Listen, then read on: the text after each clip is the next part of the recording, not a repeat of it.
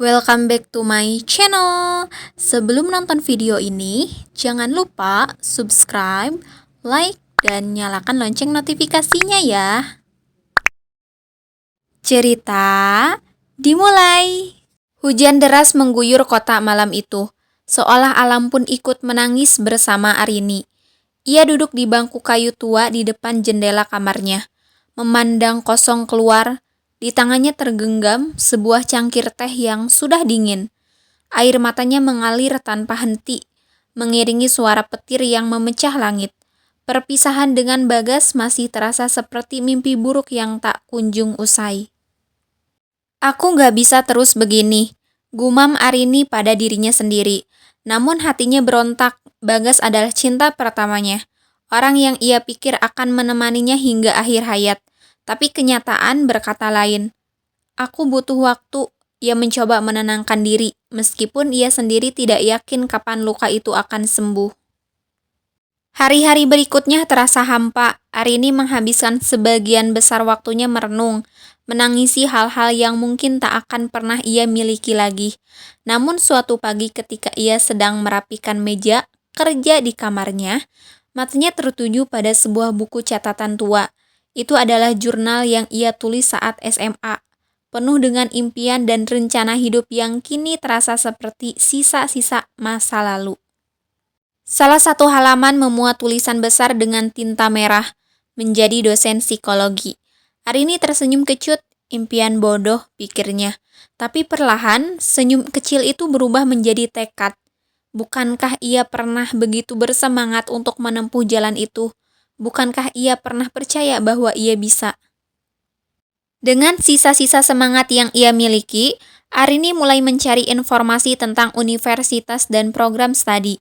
Awalnya ia merasa ragu, kuliah lagi berarti ia harus bekerja keras, membagi waktu dan menanggung biaya.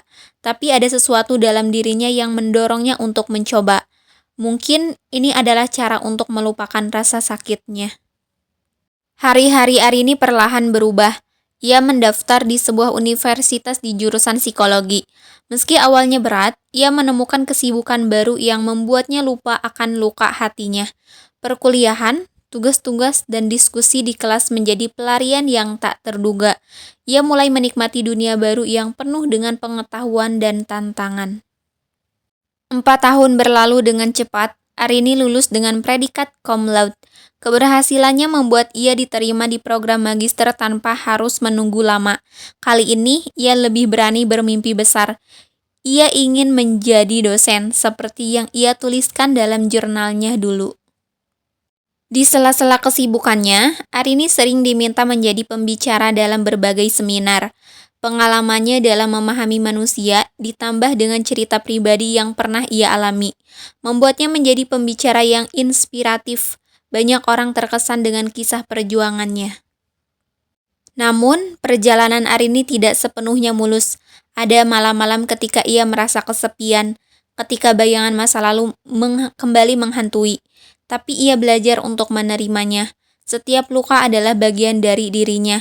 Dan ia tahu bahwa rasa sakit itulah yang telah membentuknya menjadi pribadi yang lebih kuat.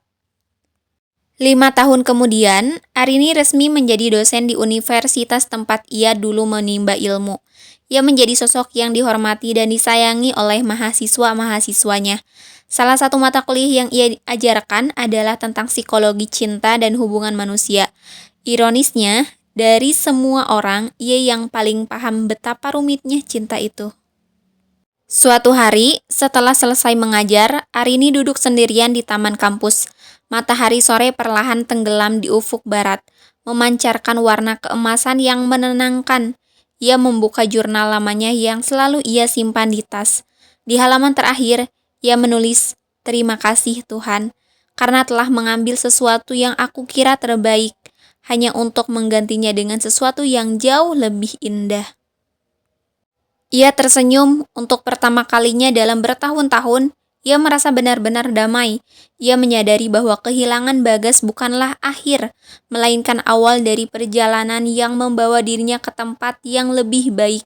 Jika dulu ia tidak patah hati, mungkin ia tidak akan pernah memiliki keberanian untuk mengejar mimpinya. Tuhan punya rencana yang lebih besar dan ia bersyukur telah diberi kesempatan untuk menyadarinya.